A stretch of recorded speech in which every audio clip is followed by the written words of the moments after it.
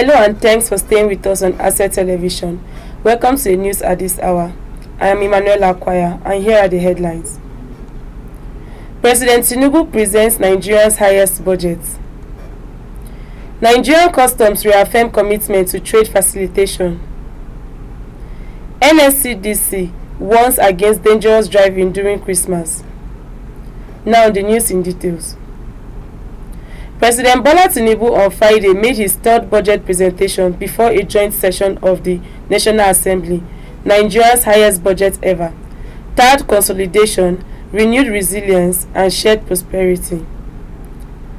Presenting the 2026 Appropriation Bill to Parliament, President Tinubu unveiled a budget estimate of 58.18 trillion naira with crude oil benchmark of $64.85 per barrel, crude oil production of 1.84 million barrels per day, and exchange rate of 1,400 naira to the US dollar for the 2026 fiscal year. Giving a breakdown of the 2026 budget, the president said the total projected revenue stands at 34.33 trillion naira, out of which the expenditure is projected at 58.18 trillion naira, including 15.52 trillion naira for debt servicing, recurrent non-debt expenditure at 15.25 trillion naira, capital expenditure at 26.8 trillion naira, budget deficit at 23.85 trillion naira, representing a 4.28% of GDP. President Tinubu described the budget as realistic, prudent and growth-focused, noting external reserves hit a 7-year high of $47 billion as of November 14, providing over 10 months of import cover. We expect improved revenue performance through the new year. The new National Tax Act and the ongoing reform in the oil and gas sector. Reform designed not merely to raise revenue, but to drive transparency, efficiency, fairness, and long-term value in our fiscal architecture. I've also provided clear and direct guidance regarding government-owned enterprises. Heads of all agencies have been directed to meet their assigned revenue target. To support this, we will deploy end-to-end digitization of revenue mobilization.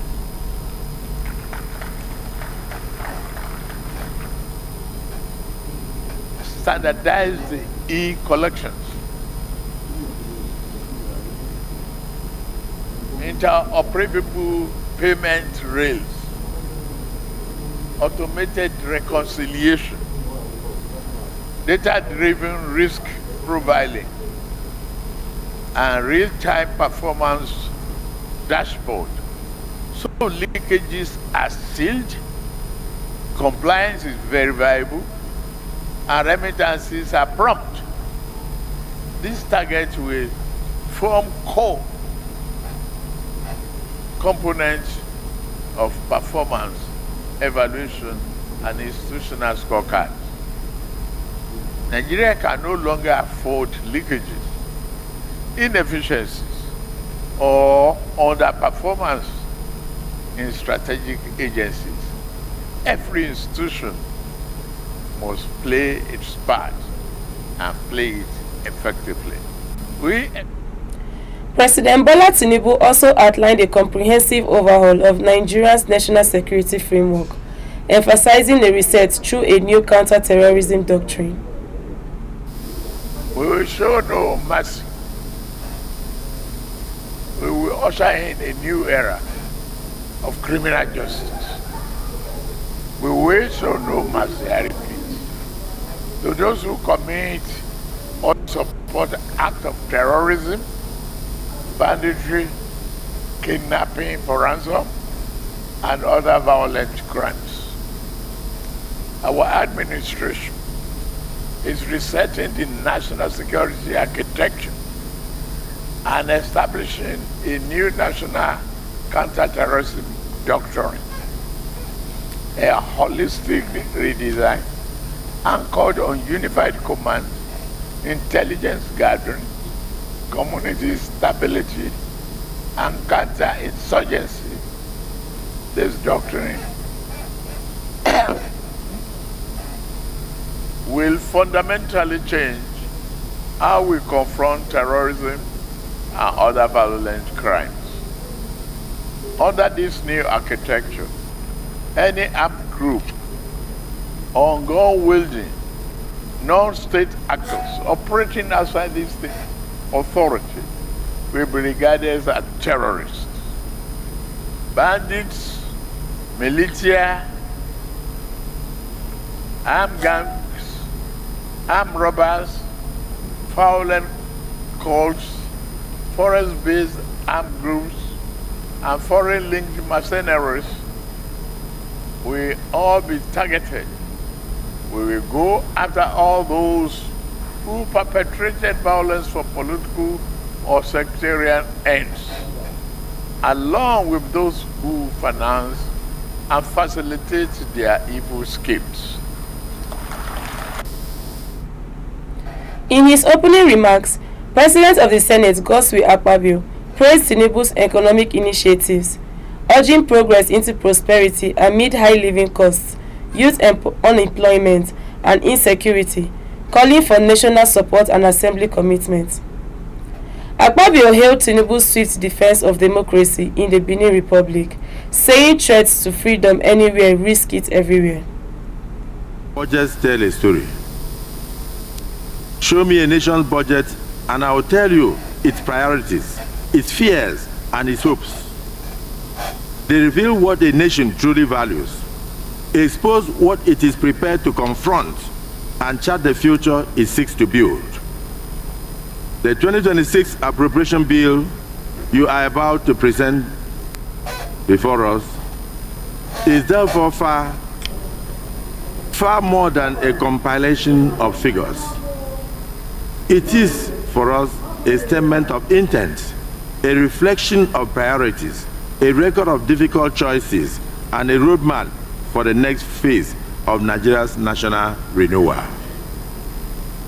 Over the past year, our country has navigated a period of significant transition in the midst of very difficult challenges. Families have felt the strain of rising costs, businesses have adjusted to a changing economic environment, young Nigerians have asked hard and legitimate questions about opportunities, fairness, and their place in the nation's future. Insecurity has tested our collective resolve and reminded us that peace is not a gift that we inherit, but a responsibility that we must constantly defend. Yet, history also teaches us something enduring. Nigeria does not retreat in the face of difficulty, Mr. President. We confront difficulties. We confront it with resilience forged in adversity, with faith in our shared destiny, and with an unyielding belief that tomorrow can be better than today. Prosperity is on the way under your renewed hope agenda, Mr. President. President, security is not only a constitutional responsibility, it is the essential foundation of development. Security underpins food production, price stability, investment confidence, and social cohesion. Your administration's national emergency posture on security reflects clarity of purpose and decisiveness of leadership. It is backed by concrete commitments, including expanded recruitment into the security services, enhanced training capacity, improved welfare, redeployment to priority theaters, strengthened forest and territorial security, and improved intelligence coordination. The 2026 budget reflects this prioritization, and rightly so. When properly funded, well coordinated, and transparently implemented, security expenditure is not just a cost, it is an investment in economic growth and development. Budgets tell it. The 2026 budget runs concurrently with 2024 to 2025 cycles, ending March 2026, prioritizing fiscal sustainability, growth, and security. The Nigerian Customs Service has reaffirmed its commitment to trade facilitation, anchored in strict regulatory compliance, as the Comptroller General of Customs, Adewale Adeniyi, engaged with officers and key stakeholders in Kano as part of his official working visit to the Kano Jigawa Area Command. Speaking at the stakeholders' engagement, the Comptroller General emphasized that effective trade facilitation can only thrive within a framework of transparency, integrity, and full compliance with custom laws and procedures. Addressing officers of the command, Adeniyi charged them to remain disciplined, dedicated, and professional in the discharge of their responsibilities. He noted that the credibility and effectiveness of the service are directly linked to the conduct of its personnel. The Comptroller General commended the Customs Area Controller, Kano Jigawa Command, Comptroller Dahatu Abubakar, for his leadership and performance, particularly in the areas of revenue generation and stakeholder engagement. The Nigerian Security and Service Defense Corps Jigawa State Command has deployed officers across the state's 27 local government areas to ensure peaceful Christmas and New Year celebrations. It was learned that Christian communities are gearing up for the festivities, with shopping, buying of clothes, and stocking up on foodstuffs in full swing. It was observed that residents are busy making arrangements for family gatherings, church services, and social events, creating a buzz of excitement across the state. Against this backdrop, a statement made available to journalists on Monday in Dutse, the Jigawa state capital, by the command's public relations officer, Badaruddin Tijani, said the deployment covers both regular and specialized units. He explained that the operation involves personnel from the operations, anti-vandal, and intelligence units to provide effective security coverage across worship centers, public places, parks, markets, and other areas of mass gatherings. The Ogun Traffic Compliance and Enforcement Corps on Monday warned motorists against reckless and uncoordinated driving during the festive season to prevent road accidents. The Southwest Zonal Commander of Trace, Mr. Adekunle Ajibade, gave the warning while speaking with the News Agency of Nigeria in Ota. He said the advice was necessary, stressing that life has no duplicate. Ajibade emphasized the need for motorists to take adequate rest, noting that driving while sleeping could be dangerous. He further implored motorists to obey traffic rules and regulations to maintain safety during the festive season and to avoid drunk driving to prevent unnecessary loss of lives. He also called for cooperation with trace personnel and other traffic agencies to ensure a free flow of traffic during the Yuletide period.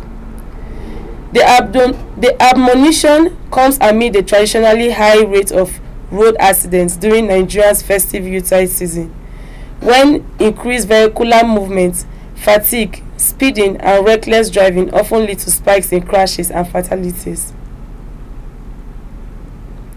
The Super Eagles held their fourth training session at their base in Fes, Morocco on Sunday, ahead of their Group C clash against Tanzania in the 2025 AFCON on Tuesday.